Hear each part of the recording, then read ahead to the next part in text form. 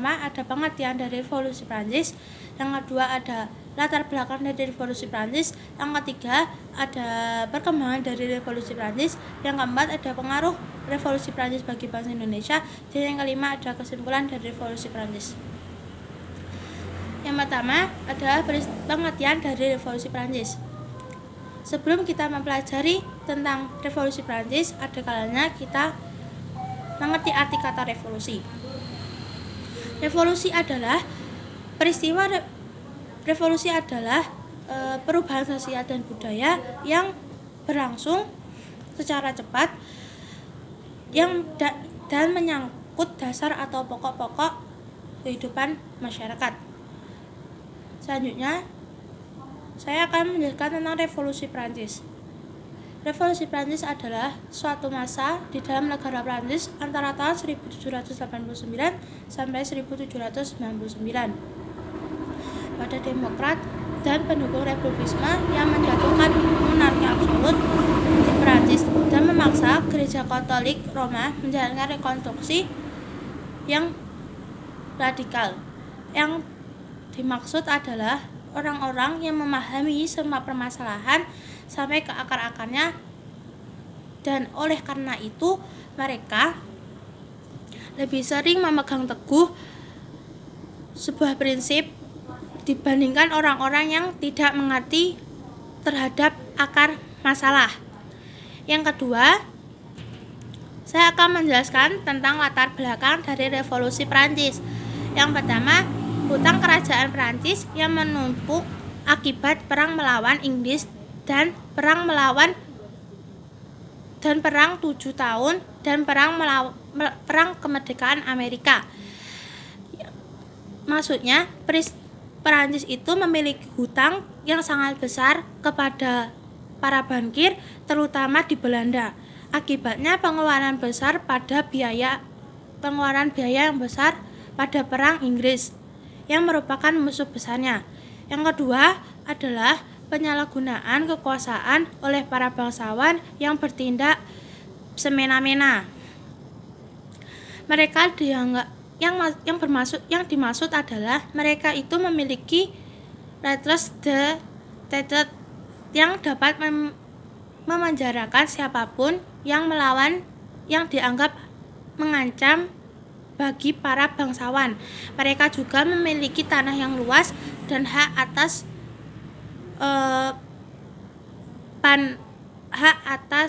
panen rakyat di wilayah kekuasaan mereka.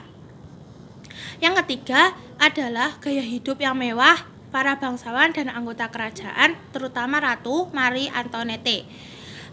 Kemewahan ini misalnya kita bisa lihat dari segi perhiasannya dan segi pakaian yang digunakan para bangsawan, terutama Ratu Maria Antoinette itu sendiri.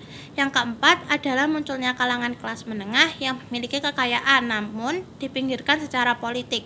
Maksudnya, akibat dari kalangan menengah yang terdiri dari borjuis ini memiliki suara yang kecil karena hanya memiliki sepertiga suara di parlemen atau di politik tersebut, meskipun jumlahnya itu sangat banyak atau paling banyak.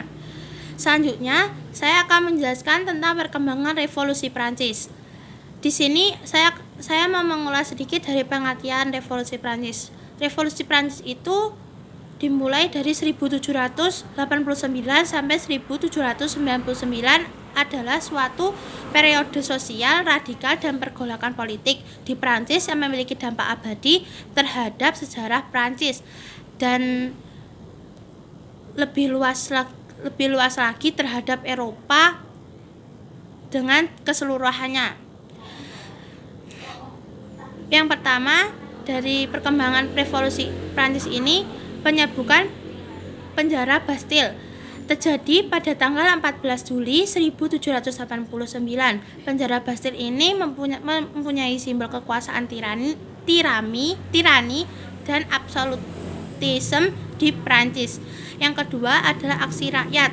Aksi rakyat di sini adalah merupakan merusak bangunan yang mirip dengan Bastille. Kadang-kadang kaum bangsawan dirampas. Yang ketiga adalah Raja Louis ke-16. Raja Louis ke-16 ini menghapus hak istimewa dan sistem perbudakan di Perancis. Peristiwa ini dianggap sebagai peristiwa revolusi sosial di Perancis. Yang ketiga adalah Deklarasi Hak-Hak Manusia dan Warga Negara, terjadi pada tanggal 26 Agustus 1789. Inti dari deklarasi ini merujuk pada ajaran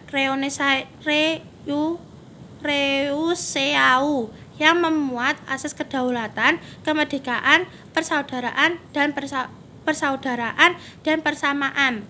Sejak saat itu, rakyat Perancis mengumandangkan semboyan liberty, equality, dan fraternity, atau dengan yang artinya kebebasan, persamaan, dan persaudaraan.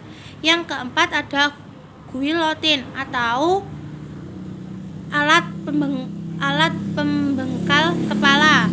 Raja Louis ke-16 ini dihukum dengan dipenggal kepalanya menggunakan guillotine ini setelah penandatanganan UUD undang-undang untuk menyatakan dimulainya bentuk pemerintahan monarki konstitusional.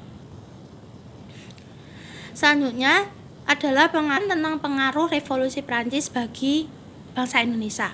Prancis pernah menjajah Belanda.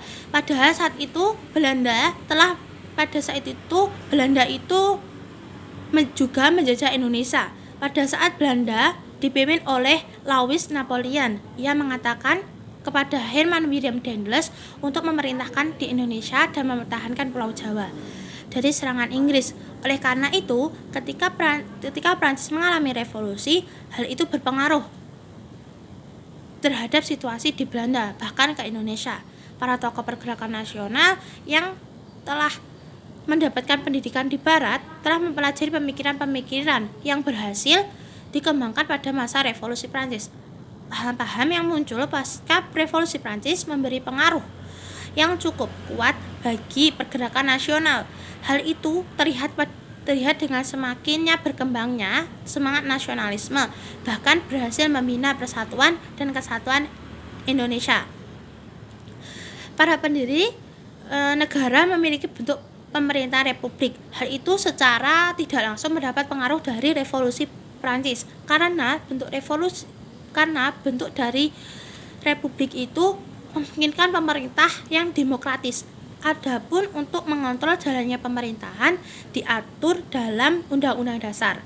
Di Indonesia juga diberlakukan pola pembagian kekuasaan seperti yang dikemukakan oleh Montesquieu, yang kekuasaan eksekutif dipegang oleh presiden dan menteri-menterinya, kekuasaan legislatif dipegang oleh DPR dan MPR, serta kekuasaan yudikatif dipegang oleh Mahkamah Agung dan Mahkamah Konstitusi.